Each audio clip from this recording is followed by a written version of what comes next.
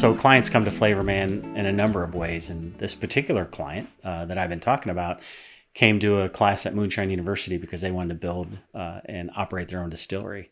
But as it turned out, when they got into the program, they realized they just wanted to own a brand. So they came to Flavorman, and we helped them do that. They wanted to develop a ready-to-drink cocktail. We learned what their consumer was going to be. So we sort of knew by the consumer that they talked about, with the colors, the sweetness, the acids, the flavors, the cocktails, we knew kind of all of those things. So we worked on those. When they came to a final formulation, we did a scale up. So we work with the regulatory department and the analytical services to help us develop quality control specs. And then we help them find their contract manufacturer. We want to be close to where they're going to distribute, because you don't want to manufacture in California if you're only going to distribute on the East Coast. So we help them do that. We got all the production formulas ready, the quality control specs, everything. And we said, all right, you're ready to go. So let's go to production. When you go to a first production, is that the only person there who actually knows the formulation from start through finish is somebody from Flavorman. The contract manufacturers are doing it for the first time. Our client's doing it for the first time. But Flavorman has been doing it for a while in development, and they know how it should be made. So we always like to send somebody from Flavorman to that first production so that they can, number one, know what it should be at the end when it's in a can or a bottle, but also along the way to work with the contract manufacturer, because they may have some questions about things like, hey, how long do you have to blend these ingredients? Or do you add the acid before the color? You know, all of those things are in the specifications that we develop, but oftentimes, you know, folks get nervous and they need somebody to ask those questions to, just to be sure. And if there's a Flavorman person there, we can make things happen the way they're supposed to happen and avoid lots of problems. In that very first production that we did for the client, one of the products that came off the line didn't taste right. And so we weren't exactly sure what happened. So we sent a sample quickly back to our analytical services team at Flavorman to see, is there something in there that shouldn't be there?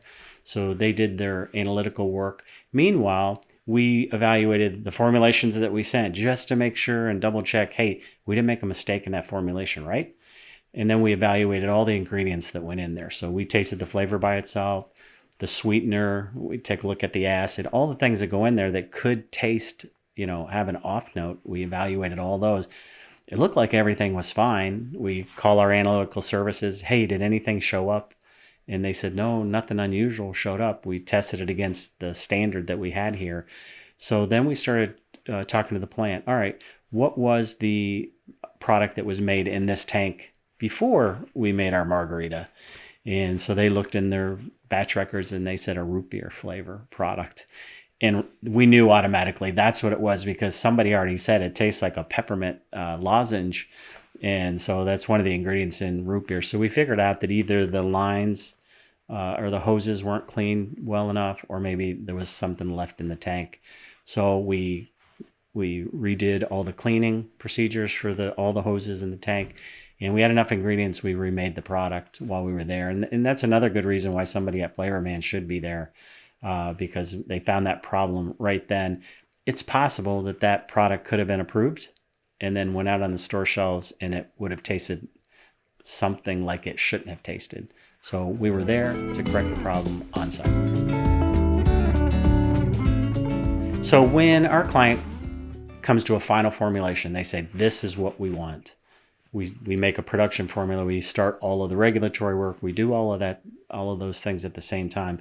We also make up samples and start a shelf life. So we put samples in a refrigerator. We put things in an accelerated storage space, so it reflects if a product was left in the heat somewhere. And then we have our standard that is in room temperature. And so we test that over time. We do. All the shelf life tests are a little bit different, but in general, we test it at the beginning just to make sure it was made correctly. Then we do maybe 2 weeks, 4 weeks, and then 2 months, 4 months, 6 months. Depends on the product and how long we want the shelf life to go out. So we have that going on, and that's done in the laboratory under pretty strict supervision. So we make sure that we make sure that everything's done correctly.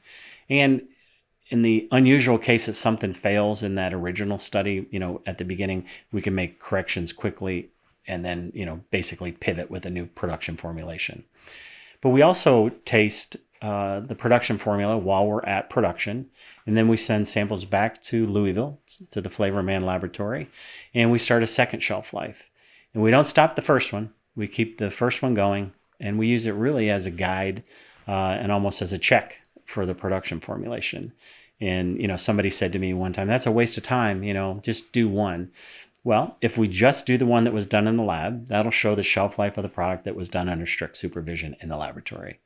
Chances are everything's going to be fine with that, the life of the product. But if we keep the second one going, that's going to show if there's any problems that maybe had occurred at the plant. It's things like, what if the water that they were using had some kind of a defect, which wouldn't show up probably at the time of production, but over time it would. And, we could show the client, hey, everything at Flavorman and the original shelf life was fine. This one is not fine. Something's wrong. Let's find out what it is and let's correct that error. And it could be maybe the sugar that they use was from a different source, and for some reason it's not performing as well as it should be. And we'll find that out by having that second shelf life. So we do both at the same time, and we do that. That's just part of our process. So it's done every time. So we had this particular client that started out in Moonshine University to build a distillery. They decided not to. They wanted to be a brand builder. So they came to Flavorman, and we developed a product for them. And it's not as easy as it sounds. It's just not, we come in, we add a few things together, we taste it, everybody loves it, and they go put it in a bottle or a can. There's actually a lot of technical work that goes along with that. It starts out that way. We start putting formulations together and letting the client taste and retaste, and they make changes. They tell us what they want us to do until we come to that final formulation. And then that kind of puts a stake in the ground. That's a final formulation. From there, we send it to our regulatory team, and they look at the formulation, make sure everything's okay, that everything in there we have specifications for. They put together the ingredient statements or any other regulatory items that they need to do. If it's alcohol, they make sure they do the math. They make sure the right amount of alcohol is in there and everything's accounted for. At the same time, we're helping the client find a contract manufacturer. We want that to be in a plant that can actually, have the processes to manufacture their product. Some things have to be heated up. Some things have to be carbonated. There's all these other things that you don't think about that have to be done. We also start our shelf life test to make sure that the product that we made is going to be stable on a shelf. We talk to the client about, what's their order size. So we help them order cans, bottles, caps, labels, whatever they would need to package their product, boxes. So all of those things are kind of happening at the same time. We get to a point where all the regulatory is done, the cans or the bottles are ordered and finished, the labels are done exactly like they should be. And if it's an alcohol product, all of that information is sent to the TTB to make sure everything's okay. We get all of our permits and okays and sign-offs. Everything's ready. Then we go to production. We always send somebody from Flavorman to go to production because we want to make sure that it's made right. And sometimes the client doesn't even go, but we're always there. And it's made. Samples are sent back to Louisville. We do shelf life testing. We, kind of give a thumbs up to let the client and the contract manufacturer know that everything's fine. And then from them, we talk about, we don't just stop there. Our process is start through finish, not to finish, but through finish. Meaning that now, every time that product's made at that contract manufacturer's, samples will be sent back to Louisville to be checked. And if anything's out of spec, we're on it. So we're going to, do our due diligence to check the batch sheets and all the ingredients to make sure something happened here. It's either it could be a number of things. Maybe it doesn't meet the specifications for the amount of sugar or the amount of carbonation or acids, or the color's off, or the taste is off. Whatever that is, we're going to get to the bottom of it, make a correction so that it's either remade at the contract manufacturer or the process is changed, depending on what it is. So our, Flavorman is start through finish all the way, because our success depends on the success of our client. We make sure that happens.